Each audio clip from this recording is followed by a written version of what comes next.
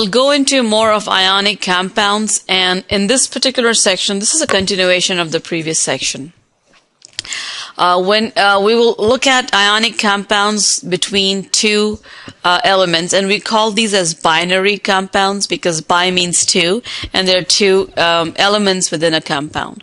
Binary compounds are always formed between the cation that are present in group 1 and 2, and only one that we will look at in here is that aluminum, with any of these non-metals which are the anions or which will form as the anions. Whenever you form binary compounds, you always write down the positive charge first and the negative charge is followed.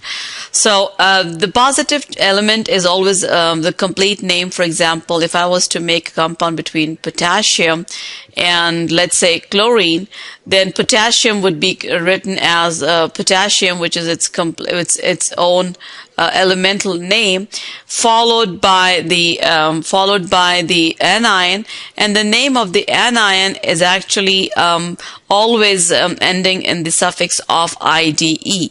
So, for example, nitrogen is nitrite, phosphorus is phosphide, oxygen is oxide, sulfur is sulfide, fluoride, chloride, bromide, iodide. So this is chlorine. So this is going to end in chloride. So the name would be potassium chloride. It's very simple, right? Now, what would be the formula of potassium sulfide? For that, you would need to know that the symbol of potassium is K.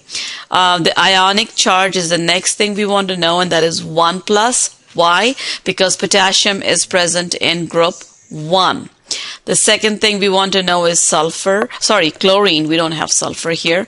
The symbol for chlorine is Cl, so we write down capital C with a lowercase l, and it's present in group 7, which indicates that it has 7 electrons in its outermost shell, so it gains only 1 negative, so the charge would be 1 negative. If I do my cross your heart method now, the name is going to be KCl. Now, this is something that you would want to know all the time, as how do we write down structures of two compounds.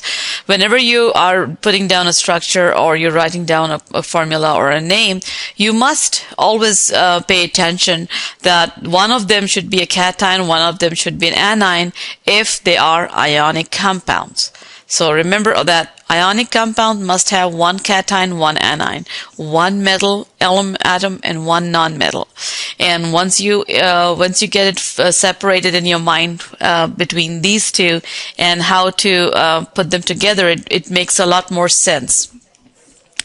So let's look at some more examples. For example, you can see up here, sodium chloride. Ions are sodium and chlorine. The name would be sodium chloride. Potassium and sulfur. We have done the cross your heart thing. If you do the cross your heart, you find that the two would be coming down here, and that's shown over here. And the name would be potassium sulfide.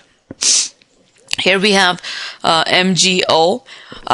2 plus is the cation and oxygen is 2 negative. If I do the cross your heart thing, I find that it is 1:1 ratio, so we don't need to put down the subscript.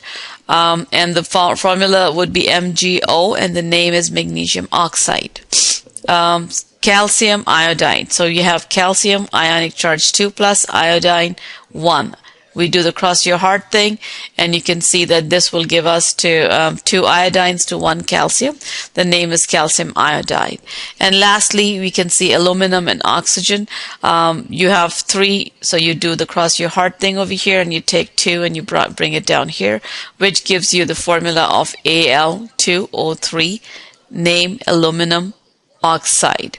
So now, if you're given a formula like this, any of the formulas, and you have to name them, please ask yourself, do I find a metal ion in there? If you can recognize the metal, then those are ionic compounds, and ionic compounds will be named accordingly. You take the metal's name followed by the non-metals with the suffix of "ide."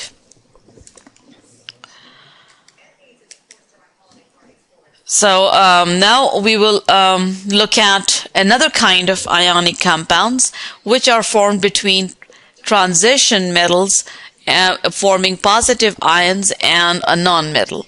Now, recall in the earlier I said we won't do a whole lot of transition metals because transition metals have one or more positive ions. So they usually will have two or more. So you will have more than one charge. For example, chromium over here you can see has Cr2 and Cr3. The ones that you need to know are lead, copper. Let's see, where is lead? We have lead, you must know these two, copper, and I think that's about it. And yeah, and iron. So these are the only ones that you will need to know for your class. Or here is iron up here. So the iron has two charges. You have iron 2 plus and iron 3 plus. Notice, because if we call them both iron, then it's not easy to know which one is this. So the way to write that is you put down the name of the metal, and then you write down the parentheses which indicates the ionic charge. So if you write down 2, then this would be Fe2 plus. If you say iron 3, then that is Fe3 plus. Copper also has two ionic charges, copper 1, copper 2. Lead has 2, lead 2, lead 4. Now, most of the transition metals have more than 2 ionic charges, but we will only do these 3 for the class just to get a little sense of them. So let's see, how do we name these ionic compounds? For example, the name iron chloride. Iron chloride, if we call this as iron chloride, then it's not clear which iron it is. So which iron is this? This information is hidden in the subscript of the non-metal. So this 2 indicates that this is iron 2, and then you write down chloride, followed by that metal's name. So this is iron 2 chloride. So now if I give you a formula of iron 3 chloride, then or if I ask you how to put that up, then iron 3 chloride would be 3 plus and the chlorine. Let's just do iron oxide instead, and 2 negative. So this would cross if I do the cross your heart thing, then I come up with iron, and because it has oxygen has 2, so this would be 2 over here, and the oxygen would have the subscript that belonged to the iron, and that would be 3.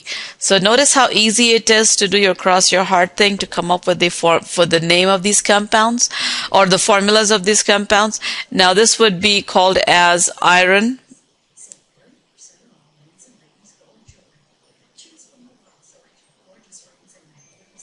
parentheses 2, and it will end with oxide.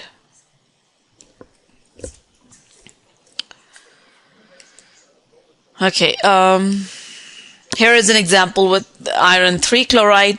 Again, iron 3 chlorines. I'm showing you the balance, the charges through the cross your heart method, and you come up with the formula of iron 3. Okay, let's go on to understand another kind of compound that are also ionic. However, in these ionic compounds, instead of having just one atom with an ionic formula, it has groups of atoms, and they have a total charge on them. One example of a positively charged ion is ammonium ion. Ammonium has a formula of NH4 together. The rest are all of these are all negatively charged ion. Hydroxide, nitrite, phosphate, carbonate, hydrogen carbonate, nitrate. I hate to tell you this, but there is no other way of knowing this except memorizing them.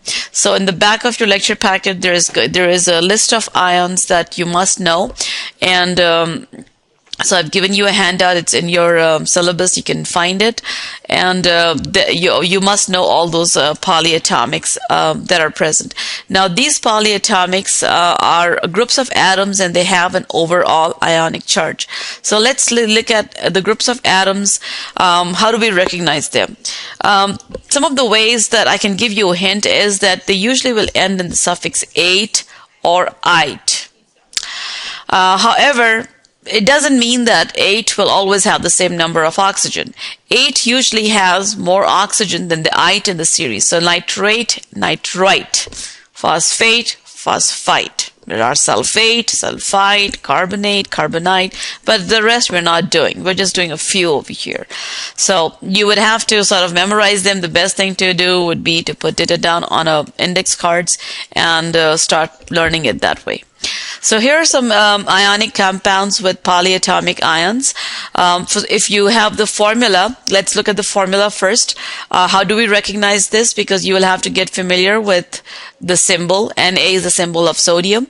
If you have two uppercases, then it means that it's a combo of a polyatomic, and you would have to be able to recognize that this is polyatomic, called as nitrate. So the formula is sodium nitrate. The next one is potassium. This combination of sulfur and oxygen is sulfate. Iron,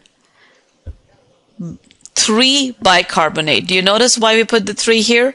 Because iron is the transition element, and transition element must have its Roman numeral.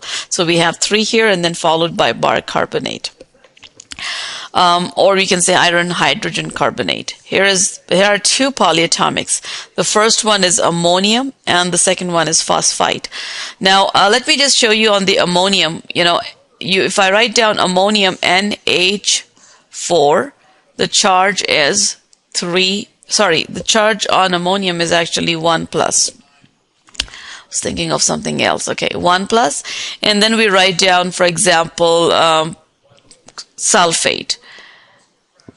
And the charge on sulfate is 2 negative. So now if I do my cross your heart thing, notice what's crossing are those numbers. So we're not really worried about the charges. So the formula would then be NH4, and it's going to have a parentheses outside it. Otherwise, if I just put down a 2 without the parentheses, it indicates that there are twice as many hydrogens, but not the nitrogen. So you always need to put a parentheses if you have more than 1 for the polyatomic.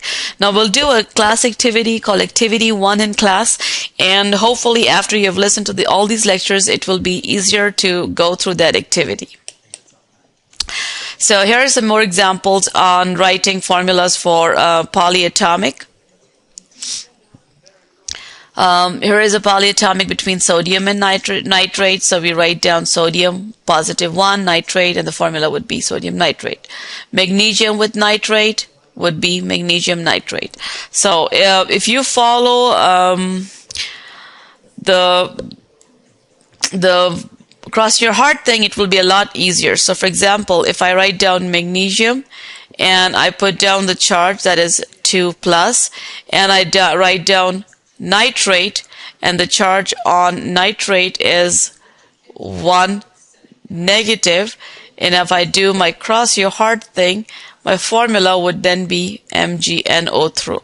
Now the book gives you this way of writing it with the balancing of the charge balance, but I think it's a lot easier if you just do the cross your heart method that I was told, or I was taught years ago. So this concludes the continuation of ionic compounds, and in your next series we'll talk about covalent bonds.